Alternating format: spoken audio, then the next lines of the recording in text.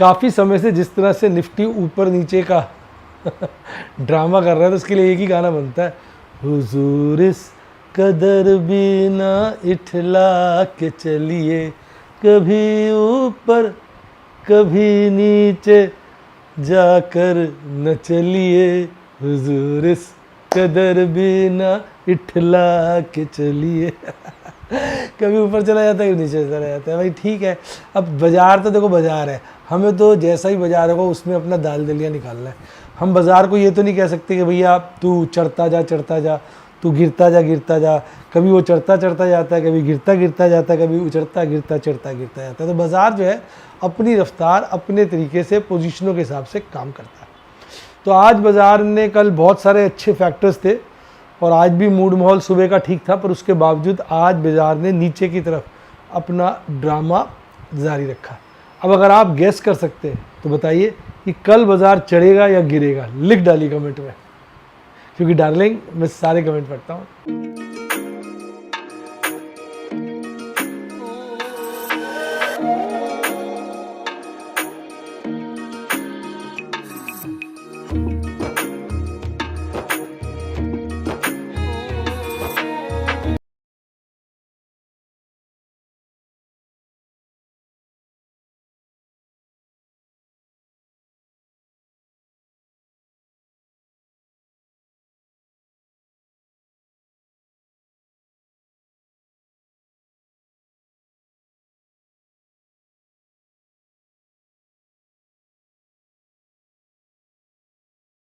Share बाजार में assured या गारंटीड प्रॉफिट की उम्मीद नहीं रखनी चाहिए, या कभी भी किसी भी वक्त कोई भी अनएक्सपेक्टेड इवेंट की वजह से बहुत बड़ा घाटा हो सकता है, जिसके चलते आदमी की सारी पूंजी तबाह हो सकती है और वो फेल भी हो सकता है। शेयर बाजार बहुत ही खतरनाक जगह है, यहाँ एक भूल ही फाइनेंशियल तबाही के लिए काफ़ी है।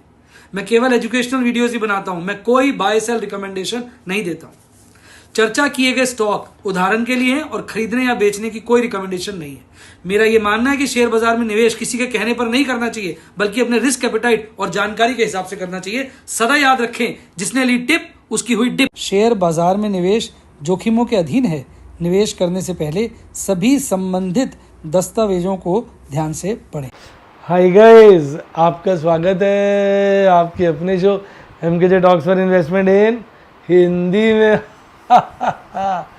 कैसे हैं आप भाई? बाज़ार जो है इस वक्त ऊपर नीचे की बड़ी छलांगे लगा रहा है, जिसके चलते अगर आप देखेंगे आज इंडिया विक्स बहुत ज़्यादा बढ़ गया था, 19 के पार चला गया था और ऑप्शन प्रीमियम इतने बढ़ गए थे, वीकली एक्सपायरी को मैं ऑब्जर्व कर रहा था, इतने बढ़ गए थे, हैरानी की बात थी। हुआ क्या रहा था कि बाज़ार गिरा हुआ है, सुनना ध्यान से, ऑप्शन प्रीमियम है, बाज़ार बढ़ा, ऑप्शन प्रीमियम कॉलों के बहुत तेज़ी से बढ़े, बाज़ार जहाँ गिरा हुआ तो उससे नीचे आ गया, बहुत नेगेटिव हो गया, पर ऑप्शन प्रीमियम कॉलों के ऊपर ही रहे, वो नीचे ही नहीं आए।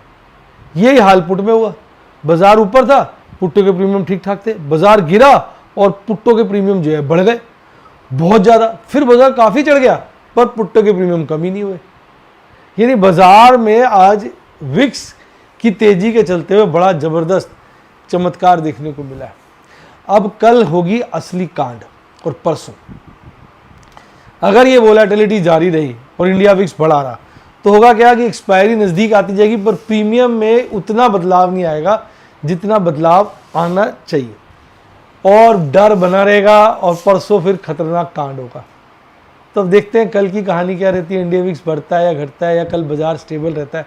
इस बात को ध्यान में रखते हुए आज डेटा पे हम चर्चा करेंगे। आइए डाटा की तरफ चलते हैं। देखिए मार्केट मूड में कितना ज़बरदस्त बदलाव है। यहाँ 57 का बॉटम बनाया था, फिर भागता भागता 69 पे चला गया था, फिर वापस गिर कर 59, यानी इसी लेवल के आसपास आ गया। अब बाज़ार कंफ्यूज कर रहा है कि कल गिरेगा या कल बढ़ेगा। मुझे लगता है कल भी वोलेटिलिटी भरपूर रहनी चाहिए। बात करेंगे इंटरनेशनल फैक्टर्स की, बात करें तो फेवरेबल ही है।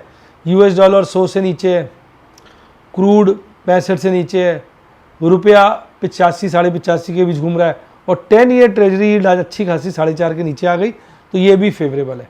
यानी सारी बातें अंतर्राष्ट्रीय फेवरेबल है। और कल भी बताया था भारतीय बाजार चौथी वर्ल्ड इकॉनमी के बराबर हो गए हैं, वो भी अपने आप में फेवरेबल है। आज यहाँ पे अजीब सा डाटा है, देखो आज ये थोड़ी सी खरीदारी करी है और टीआईज ने बहुत बड़ी खरीदारी करी है। अब मैं आपको बताता हूँ क्या है।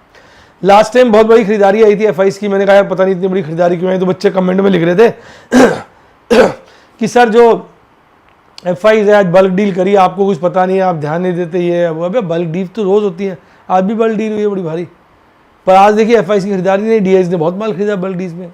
अब कई सोचेंगे एफआईज ने नहीं खरीदा, भाई एफआईज ने भी बल्क डील्स में माल खरीदा। उन्होंने क्या करा, बाकी जगह माल बेच दिया। अगर एफआईज को बाजार में पैसा लगाने का कॉन्फिडेंस होता है तो जब बल्क डील होती है तो उसके अगेंस्ट वो दूसरे शेयरों को नहीं बेचते हैं, मतलब बल्क डील्स में एक्स्ट्रा पैसा लगा देते हैं, तो उस दिन बड़ी खरीदारी निकल के आती है। जब उनको कॉन्फिडेंस नहीं होता तो बल्क डील में अगर वो पैसा लगाते हैं तो जो एग्जिस्टिंग शेयर्स हैं उनमें माल बेच देते हैं जिनका अच्छा रेट मिल रहा होता है। तो आज देखिए बल्क डील्स के बावजूद भी आपकी कैश सेगमेंट में हल्की खरीदारी है, यानी ओवरऑल जो है आज उनका बाजार में बहुत मन नहीं था, जिसका सबूत इवन आप देखेंगे इंडेक्स फ्यूचर में भी नजर आ रहा है। तो यानी आज उनका हौसला हल्का टूटा है और इंडेक्स फ्यूचर, स्टॉक फ्यूचर उसने अच्छी मात्रा में बेचे हैं, जिसके चलते लगभग 5,000 करोड़ की नेट बिकवाली कर डाली एफआईज ने। पर डीआईज ने बड़ा माल खरीदा, वो इसलिए कि बल्क डील्स में इन्होंने बहुत ज़्यादा माल खरीदा होगा आज, जिसके चलते बहुत बड़ी कैश सेगमेंट में खरीदारी आई है पर बाजार गिरा है। यानी आज जो है जो खरीदारी आई है वो मार्केट सेंटीमेंट के अगेंस्ट थी, यानी ये कहिए कि बल्क डील में माल खरीदा गया और दूसरे एरियाज में माल बेचा गया, कैश जनरेट किया गया स्पेशली एफआईज ने, जिसके चलते ओवरऑल बाजार आज ठंडा हो गया। अब इंडेक्स में लॉन्ग देखेंगे बड़ी हल्की हो गई है एफआईज की, 31.35 आ गई। हल्की मैं इससे कंपेयर कर रहा हूँ, जो 50 का लेवल बना लिया था वहाँ से गिरते गिरते अब 31.35 पे आ गई है। और स्टॉक फ्यूचर्स की लॉन्ग भी काफ़ी नीचे आ गई है, क्योंकि यहाँ पर वो लगभग आप देखेंगे पीक बना लिया था 66.08 का, तो वहाँ से अब वो 1.5% के लगभग कम हो चुकी है। अब